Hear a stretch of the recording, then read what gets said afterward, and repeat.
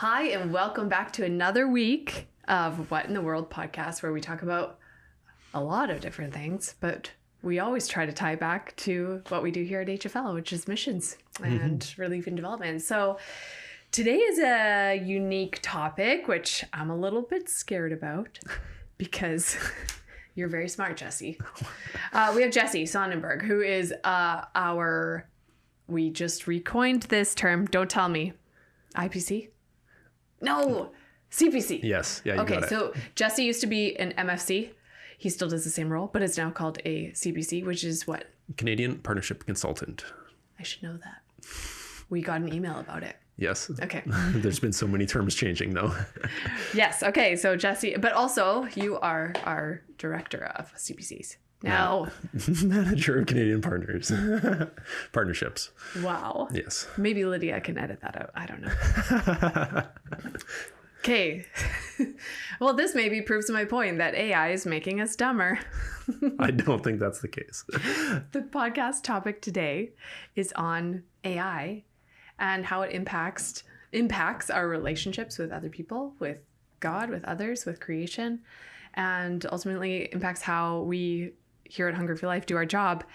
And we got some arguments, mostly I'm going to leave it. I'm actually not going to say where the arguments fall, but Jesse has some thoughts on that. And he did a lot of research, and this is going to be interesting. So let's dive right in. Yeah, absolutely. First of all, how long have you been at HFL? Yeah.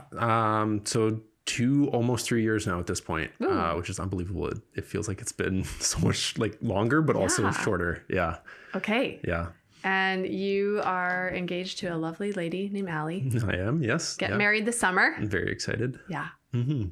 Okay. Well, we're happy to have you on this podcast and at HFL. Yes. Okay. Yeah. I'm glad to talk about this a little bit because I think it's a topic that everybody kind of is thinking on, is exposed to. And so I've been also paying attention to it, especially as it relates to this role and what it looks like to be doing missions in light of it. Why are you so passionate about it? Jesse's very passionate about it. That's why he's sitting here. Yes. Yeah. Because maybe I would say that off the start, is I'm not an expert, but I've been fairly passionate about this. I think just big picture as I think on it, I've seen it show up in so many areas of my own personal life, in society as a whole, and especially for HFL in conversations around missions. And it feels like it's the big thing right now. Whether it will be or whether it won't be, I think all of that remains to be seen. But there's a lot of attention, there's a lot of focus, and even just market pressure towards AI. And so I think it is impacting and shaping our lives, whether we want it to or not. And so for myself, I've just wanted to be informed as I engage with it. And I'm someone who, to some extent, I like to dig into technology and just understand the things that we're using that's available. And so that's shaped a little bit of my why, I guess, for looking at this, because I think it has the potential where it could really impact what we're doing around the globe, be a tool for our partners. And I think it also holds some really significant costs and maybe dangers that haven't been fully realized yet. Cool. Let's dive in. Yeah, absolutely. So Jesse created this amazing structure that we're going to kind of go through. So as people, we exist in 4 general realms: spiritual, social, psychological, and physical. These can form a framework. I'm just reading what Jesse wrote, by the way. These can form a framework of each of the ways that God forms and leads our lives. Thus, in the area of focus, relief and development, each of these dimensions forms a helpful framework to considering choices, theology, technology, etc. Our relationship with others is informed by our relationship with Christ, who also shapes our relationship with self and has directed what our relationship with creation should look like. Okay, so just putting God with the spiritual realm, social, we're talking about others, psychological, we're talking about ourselves, and the physical, we're going to talk about creation a bit. Let's start with God. So how do we reconcile AI to this framework when we're talking about the spiritual side of things? Yeah. And I think maybe even just to attach to that, though, why does that matter? As a Christian organization seeking to do relief and development, we're also a significant focus is that spiritual life, both for the Canadian groups here that we're inviting to travel. We're hoping to see that their spiritual lives are impacted, that their relationship with God is growing. And we're really wanting to equip our partners in their ministries internationally to be sharing the gospel, both through like relief and development work that is physically, tangibly improving the lives of people, but also spiritually growing and knowing relationship with God. So attaching that to AI maybe feels a little bit like it's shoehorned in, but I think some of the bigger picture things that AI is impacting have the potential to really shape our spiritual lives as well.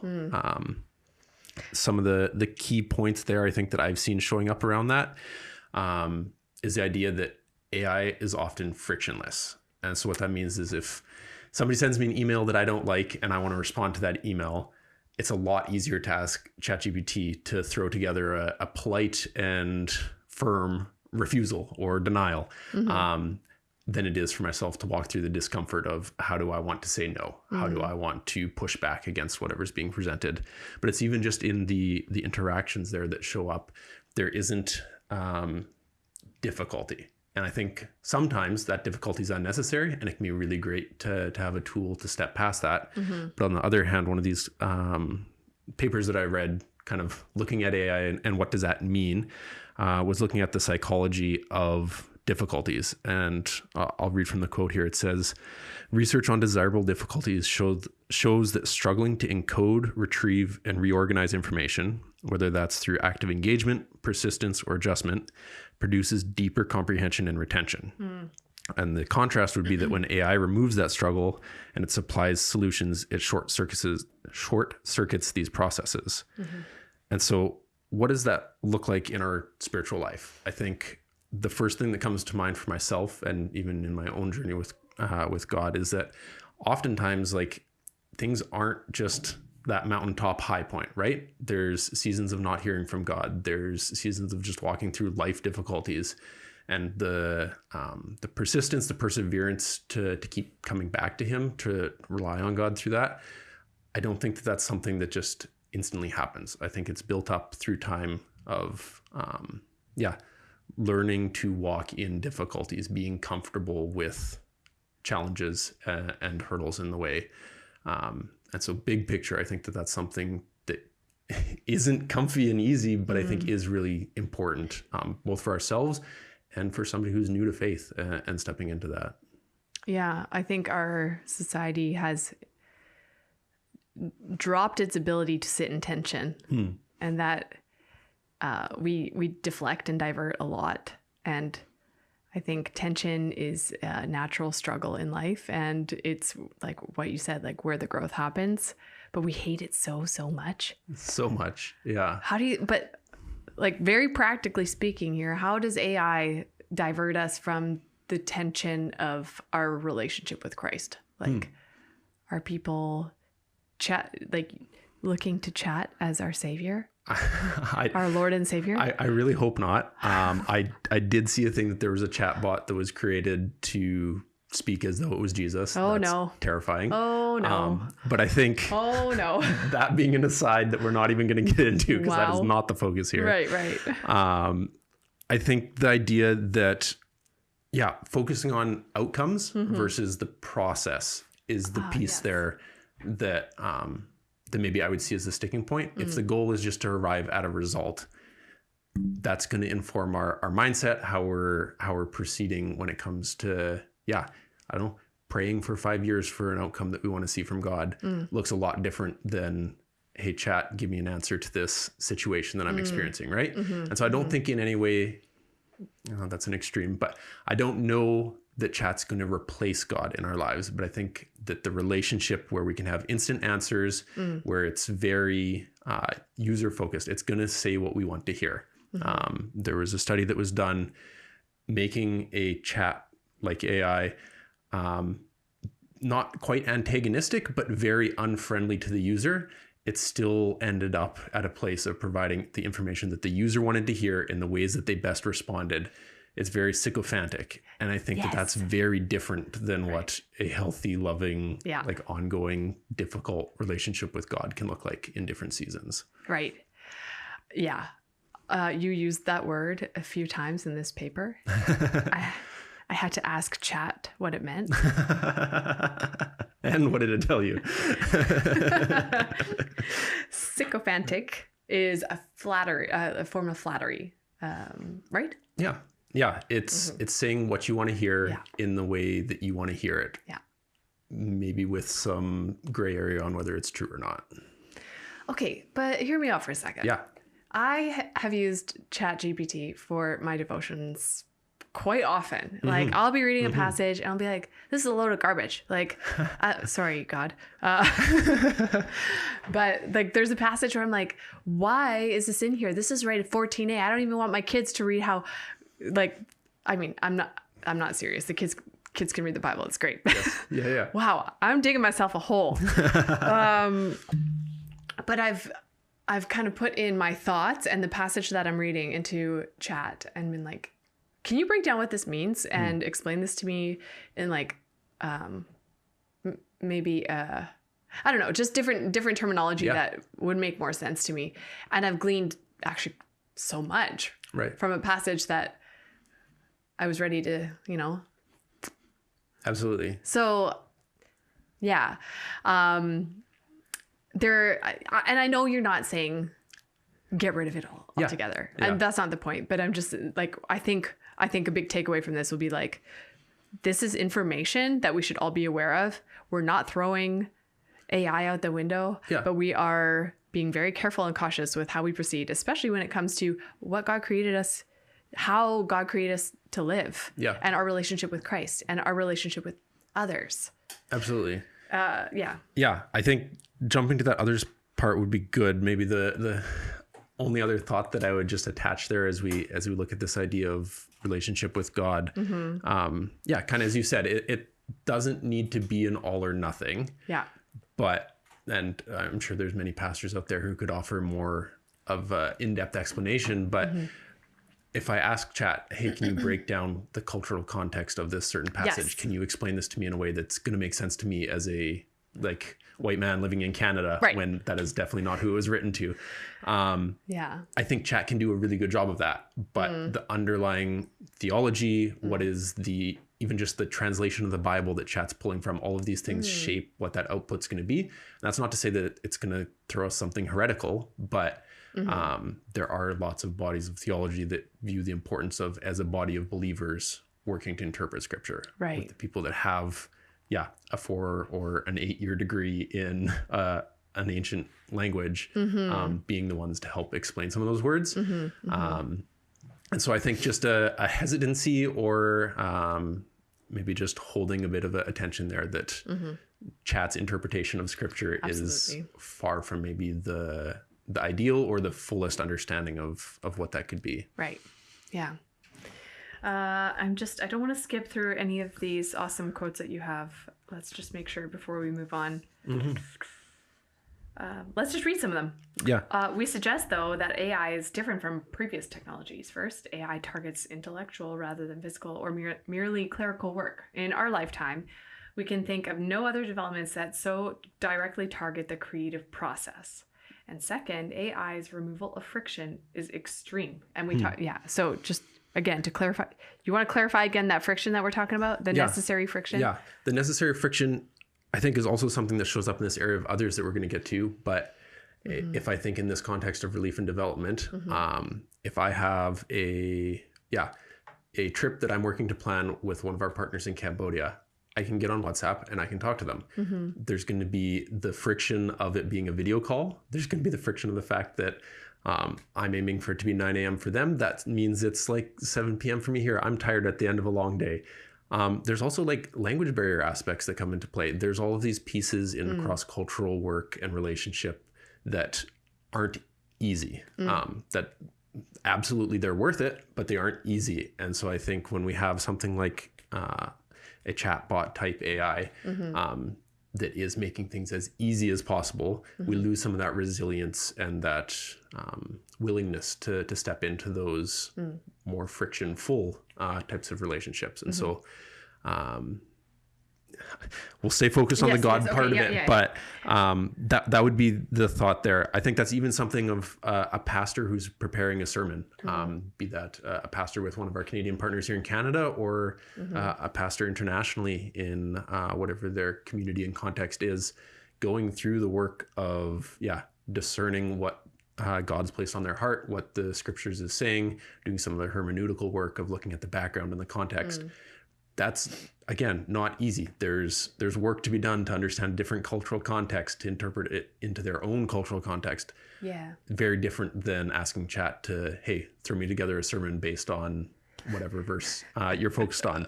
And obviously, I'm not saying that people are or aren't doing that, but I think just that tension that would exist for people and the temptation to go towards the easier, the frictionless option presents a future kind of possibility as we look at AI and see it growing more and more in its use.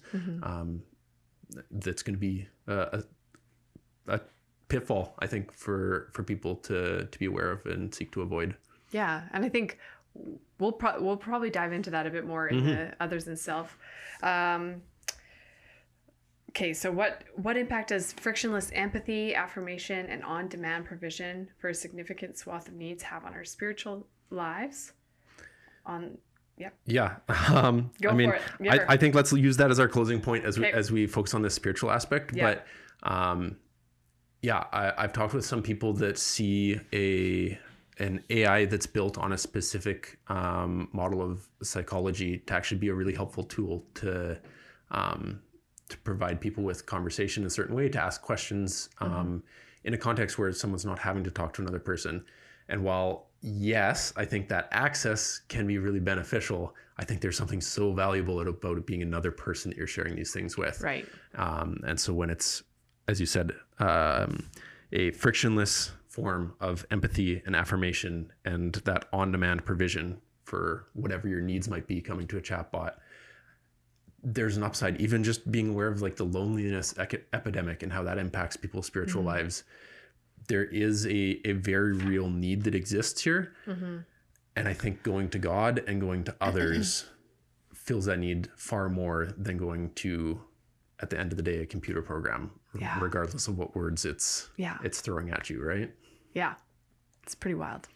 Okay, let's talk about how you reconcile the AI framework with others. Yeah, I think this is at the heart of what Hunger for Life does. We're all about the relational aspect of connecting people here in Canada with people internationally, of working alongside and of empowering our partners, of seeking to see those relationships get built. And obviously AI also is, as we've been already kind of alluding to, a part of those relationships and how we interact with others. Do you want to read the inequality in access, that sentence, and then kind of explain to our listeners what you explained to me earlier, because I had a big question mark around that one. We were talking about this earlier. Yes. Something that is still unfolding, being realized, I think, in the AI space is the fact that there's an inequality in the access.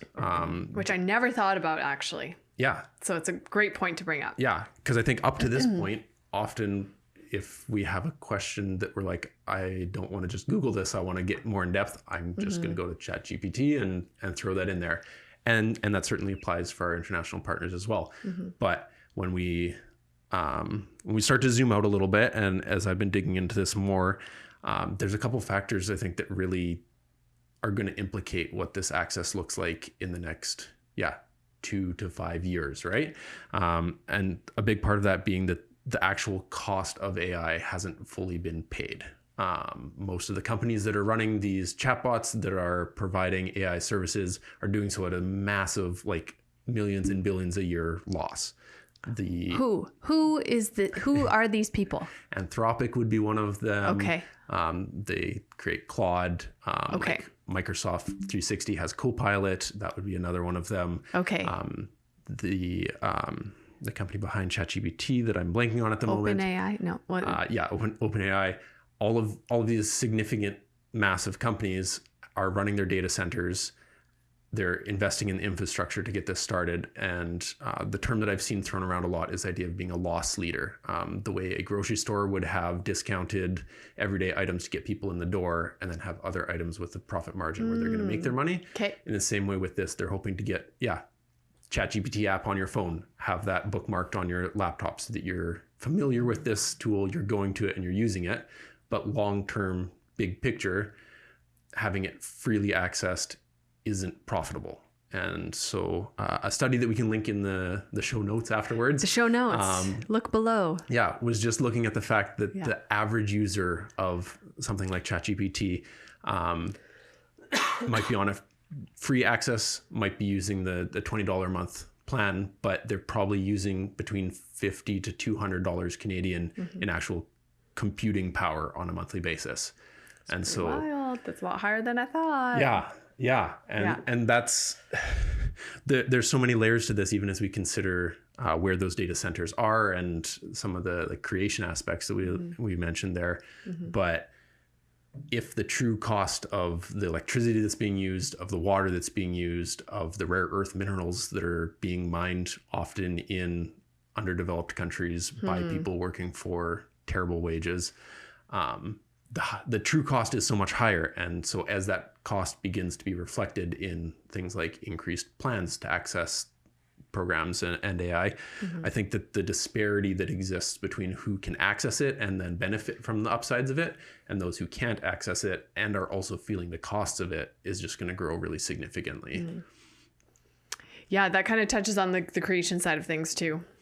Yeah. So, okay, here's another one. Why should, trust and what it means to emphasize transparency, accuracy in a society losing trust and not trusting the things. Wait, I read that wrong. Trust and what it means to emphasize transparency, accuracy in a society losing trust and not trusting the things they see. Communications angle. Okay, these are a little more so just your thoughts. Yeah. So, okay, forget what I just said. Let's talk about trust. Yeah. And what that means internally for us. Yeah. At Hungry for Life and how AI throws a wrench into trust. Absolutely. Okay. I think you were mentioning this before as well, talking about a conference you were just at on the development side of things. And looking at what does it mean to interact with our donors and to cultivate trust. Is there more that you would have to say about that? Oh, yeah. I was just telling Jesse ahead of this podcast that I was just at a conference in all to do with fundraising and marketing. And one of the challenges was your donors, you're not putting the wrong programs out. You're not putting the wrong content. You're not choosing wrong timing. You are not building trust with people who are funding your ministry. Yeah. And so that was a big one. So when you brought up the whole trust factor with AI, I wanted to hear more about that because I'm like, well, how is AI ruining trust? I don't understand. So tell me, Jesse, tell me how AI is ruining trust. Absolutely. Okay. I don't think I have the authoritative opinion on that, but I can at least share experientially, and we've got some thoughts here as well that I've written down from a couple studies on that. But when I consider that, I know if I take 3 scrolls through my social media feed, there's a pretty good chance that at least one of the posts I see is either the video content itself or the caption that's written for it wasn't actually written by a human.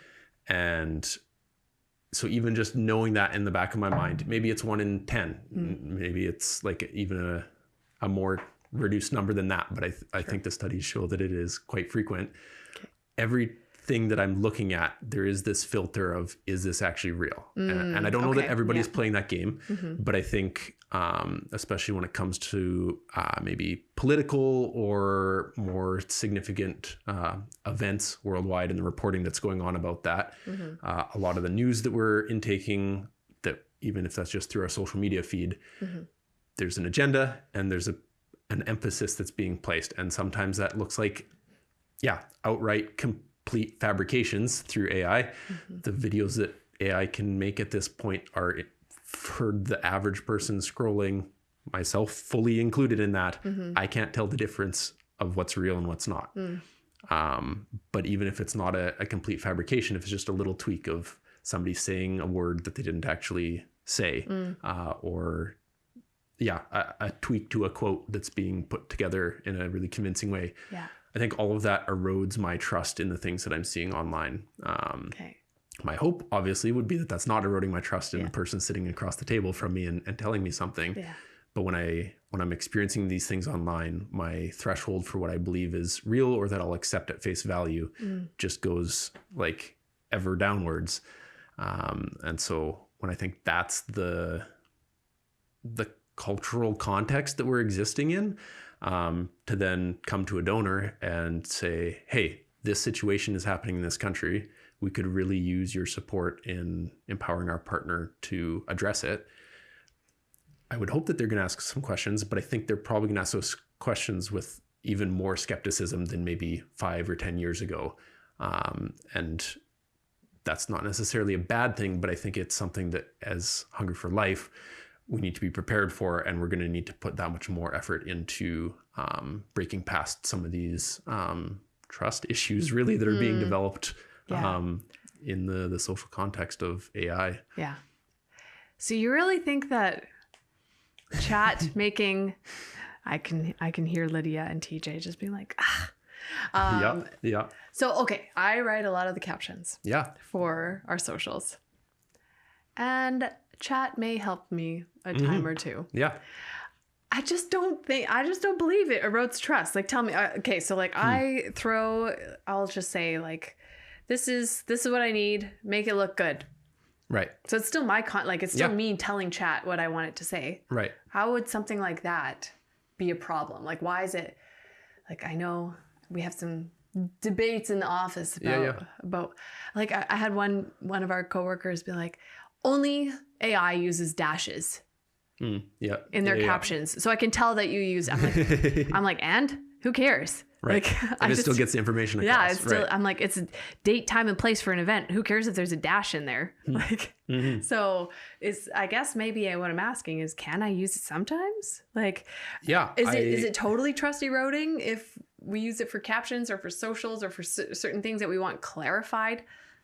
What's your take on that? Or just like, be real, flaws and imperfections altogether? Yeah. So many thoughts. Okay. I know this is such a micro level of this, but I think it's important because I think it's also a context that a lot of other like relief and development organizations would be wrestling with, right? Yeah. And I think I also have to hold the tension of like just my personal perspective and this conversation as a whole, right? Yeah. I don't, to answer your first question, I don't think that's wrong. Like I'm absolutely not saying like no AI on our social media. Don't use the dash. That's wrong, right? Yeah. Like I think it's a helpful tool that you're finding the benefit from. You're able to convey the message you want to convey in a concise and like marketable way. I think that's great. I also know that goes hand in hand with some of the perspective our communications department has had on not posting AI generated content, be that photos or videos. Which we don't need to because they're rock stars. Exactly. So they're getting... clarify, we've never posted AI photos or videos. Yeah. And so I think that's a big part of it as well. That when that commitment is there and it's maybe in an amplifying position versus being the content itself, I think there's just a lot of nuance, and that's in a lot of cases up for people to kind of discern and to navigate on their own. I don't think that there's a one size fits all like answer to that. Because I don't think it's Hunger for Life's posts about who's out in the field right now doing what that is having divisive or eroding impacts on society as a whole. I think it's a lot of the other sources for the content that we're intaking on a daily basis, where AI can potentially mislead or impact trust in that way. For sure. Yeah. For sure. And it's a very good point to bring up that like a lot of what we do requires a lot of trust from a lot of people. And donors being one of them, but our partners being a big one. And so it's just, I'm glad you guys are looking out for that. I'm here in my caption writing world, and you guys are actually running the world over there. And I think maybe I'll just pull that together with this one last quote here that I saw. This was a study by Stephanie Terrell looking at just Canadian workplaces and the impact of AI. And in her study, it was found that more than half, it was around 56% of Canadians who responded in the study, revealed that their over-reliance on AI had resulted in errors, unchecked outputs, and a reduced effort that they were putting into tasks. And so I think if our social media were to degrade in quality, that would be some of the other impact there. Right. I think even something as simple as AI misinterprets the prompt that you gave it and you didn't catch what it's outputting, our message can be compromised. Maybe that's a bit extreme, but I think everybody probably who's used AI at some point can relate to it missing the point or twisting words. And whether you notice that or not, it just creates some of that opportunity to misrepresent things. And I think that misrepresentation has an impact on trust. It can also happen if we're just in a bad mood when we're writing something that it comes across in a way that we don't intend. And so I think grace is really important in this. And being informed. That's kind of maybe where I would leave that. I have one more question. Yeah. I know you want to leave it. No. Okay, so there's a quote down here. If constant doubt and anxiety about what to trust is the norm, then actually disengagement is a logical response. It's a coping mechanism. Yeah. How do you see that statement playing out? Maybe in what we do. Let's start there. Yeah. I think it's really important to apply that to what we do. Yeah. I think if... Like the disengagement piece. The disengagement especially is where I would maybe land on that. If I'm going to talk from my own personal experience. If I am on Facebook and I am scrolling through and I see 3 different posts talking about 3 different terrible situations happening around the world, and I do a bit of digging because they catch my heart and I'm curious if there's something that I can do. And it turns out that 2 of them have been greatly exaggerated or fabricated. The next time I see one on my Facebook feed, I'm probably just going to scroll right past that. I'm probably not going to pause and do the due diligence, take the time to dig into that and determine, is this something that I should be praying about, maybe donating funds? I'm just going to scroll right past. And that's a microcosm, but I think there's a dulling of the empathy if I'm just avoiding things. And I think, like you say, there's that disengagement rather than engage with everything and try and discern and sort through, has this been modified or emphasized? Is this entirely fabricated? It's a lot easier. It's a lot less energy to just move on. And so we're so jaded. We become jaded. We become unwilling to be convinced by the things that we see. And so for Hunger for Life, not even just like a marketing side of things, but just trying to tell the stories of the people we work with around the globe. If we're telling these stories as well as we possibly can, but people are just disengaged and jaded, I really like that word, because I think it encapsulates that perspective that a lot of people are finding themselves at. It's so easy to move past these stories. It's so easy to not be moved by, a partner in Kenya who's working with widows and walking in the day-to-day challenges they're experiencing, to, for somebody to relate to the story of our partner in the Philippines who's dealing with, tropical storms and disparity and the lived poverty for so many people. That disengagement makes it really easy to just brush past that. And so I think that's where my heart gets really passionate about this, because I know of the fantastic things our partners are doing.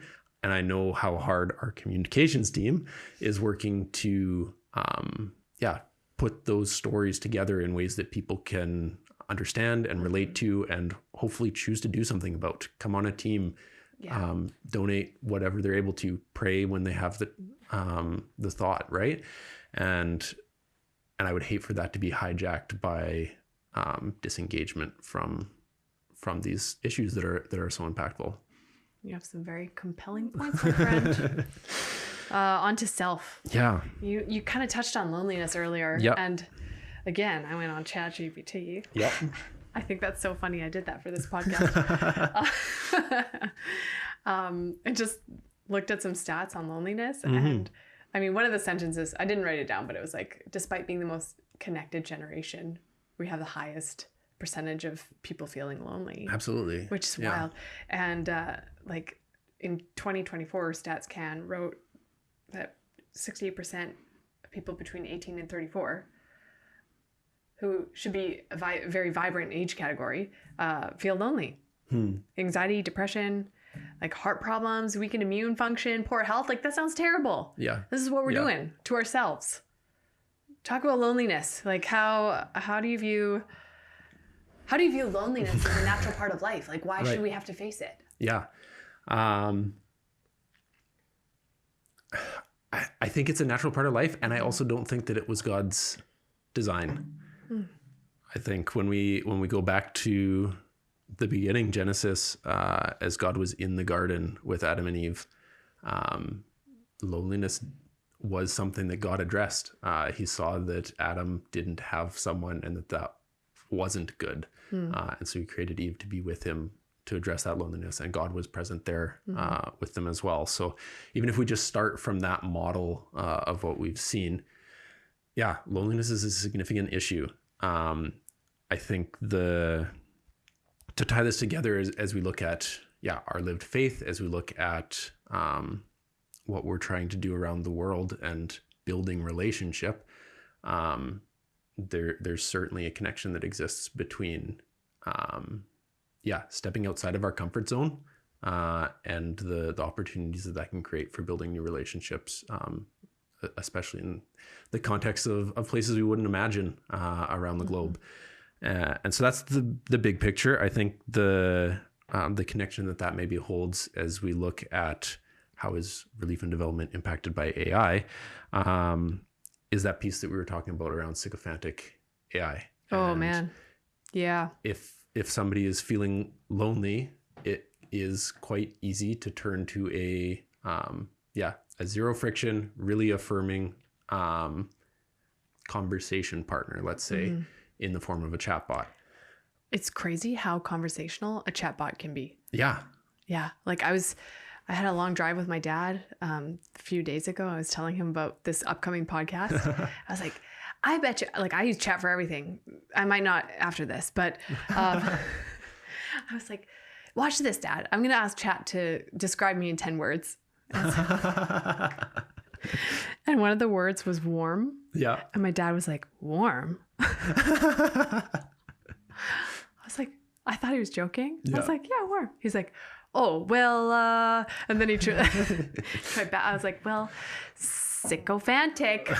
I think you're warm, Jess. But well, apparently my own family disagrees that I'm not warm, because then I told my brother and sister-in-law and I said, Dad said I wasn't warm. And they were like, well, so maybe I just know how to turn it on when I need to. You're at work. I guess so. but like numerous times I've like had conversations with chat. Yeah. Oh, how embarrassing is this right now? And it's like, wow, what a great idea. Oh yeah, you're totally on the right path. Yep, that makes sense to me. It's totally sycophantic. Yeah. And so I think there have been news stories of the absolute extremes of that, of people quitting their jobs and going all in on a business plan that ChatGPT has hyped up to them, of people with severe mental health challenges, just falling into an echo chamber of a chatbot, and that leading to some terrible consequences. I think obviously we can't ignore that, but for the average person maybe who's just day to day might be more lonely than they would say is ideal, who might wish to make their work like more efficient and simpler. There's also the impact that comes into play of having such easy access to to such a powerful tool, right? As I think about that, I think the loneliness piece is part of it, and that's a much bigger topic than we can really address in this moment, it's maybe right? like a sub category that we can do another podcast on later. But I think there's also the aspect of as we're encouraging people to travel on a team with Hunger for Life, or to get connected with one of our international partners and be in communication and hearing updates and thinking and praying for them. That relationship building piece, it requires other people. It requires being okay with faux pas and Right. misunderstandings due to language barrier Yeah. and the uncomfortable pieces of relating to another human being, right? And I think that's not something that is fostered or strengthened by having easy access to AI. I like this quote here. When we feel lonely, we work harder to manage our emotions around others. We will become more willing to navigate difficult conversations, and we find ourselves genuinely curious about the lives of those around us. Yeah. AI companions may soothe discomfort, but in doing so, they silence a signal that would otherwise drive us to cultivate the deeper, more challenging relationships that sustain us over time. Yeah. What a great quote. I think that puts it so concisely. Yep. Yeah. I'll read another one here. Yep. I think that goes hand in hand with that. And it's the idea that a study looking at the impact of AI companion use showed that these tools really reinforce maladaptive beliefs. They discourage users from accepting responsibility for situations, and it can discourage them from repairing damaged relationships. As I think about the idea of whether I would rather be affirmed and encouraged in even a disagreement at work. Absolutely. We never have those. No, of course not. I don't want to do the hard work of knock on somebody's door and say, hey, I messed up. This is where I was at. Can you forgive me? Right? Like that's not an easy conversation to step into. And that extends beyond just work of Hungry for Life, but it also exists with our international partners. When I'm sitting down on a phone call, if I communicate poorly or don't actually set them up for success in a plan that we're working on together, that needs to be addressed. I need to be willing to face those challenges. The break and repair of relationships is so critical to building those. And it can be easy to, I'll just ask Chat to send an email for me rather than addressing that myself in a phone call. That responsibility piece that it was talking about as well. I feel that temptation for sure. Yeah, I mean, for somebody like myself, I love short circuits. Give me the quick and easy way out of anything. Right. I shouldn't say that out loud in my workplace, but like, and I always joke that my husband, like, I'm like, you love pain. Like you just love suffering because he doesn't short circuit anything, right. But he's resilient. Like he's able to weather so much more. And I think that is lost in what we're talking about here. Yeah. Like when you short circuit, you're not able to weather. You can't cope with normal life things if you're not willing to face it. Right. Good reminder, Jess. I'll maybe just touch on a final piece there. Yep. I think what builds on that is the idea of efficiency versus effectiveness. Yes. And a documentary that we had watched together as a staff looking at nonprofits as a whole, but especially implicating our work. It's called Uncharitable. And what it was really emphasizing is that in North American culture perspective on nonprofits, so much of the focus is on efficiency. How much work can you do at the lowest possible operating percentage? Like that is what so many organizations are judged against. That's its own conversation. But AI, as we look at it, oftentimes isn't boosting our effectiveness. It's boosting our efficiency. And that has really valuable spots. I do want to fully address that.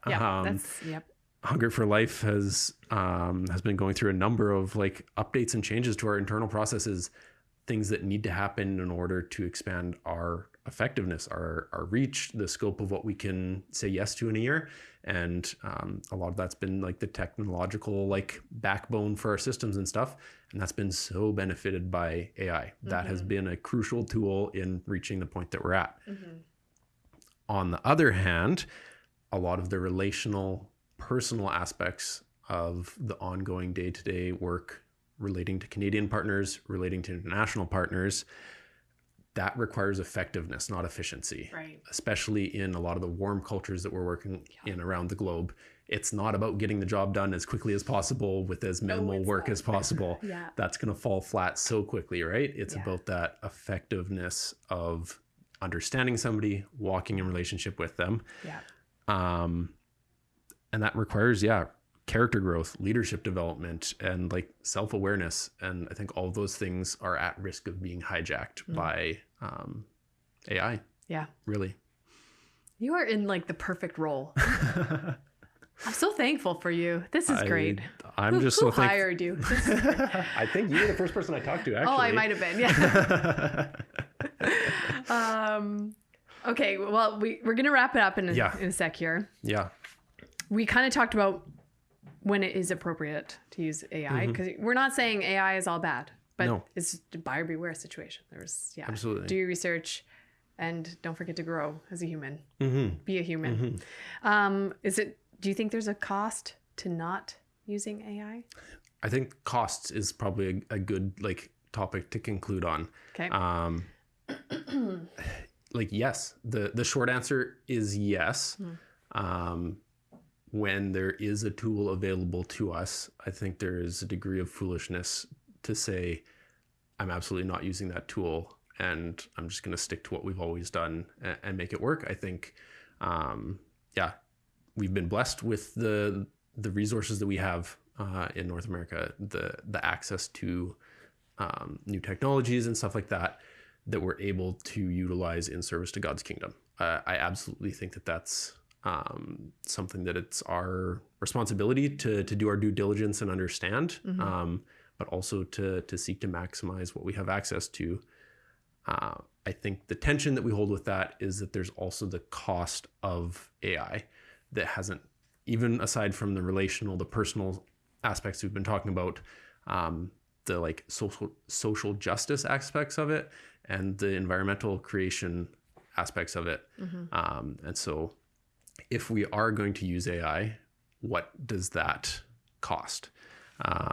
And what we've seen, and again, we can link some of these links to the like news reports over the past months and years, is that the hardware that AI runs on in these big data centers that have been in the news uses a lot of rare earth minerals, and primarily those are mined by people in underdeveloped countries for less than a living wage and just absolutely horrific conditions. So that's our like base level of what it takes to even operate or even get it built. But then we have things like the high level of like fresh drinking water that is used in order to cool data centers and the amount of electricity that has to go to power it. These are often built in poor and communities that already have a lot of challenges that they're facing.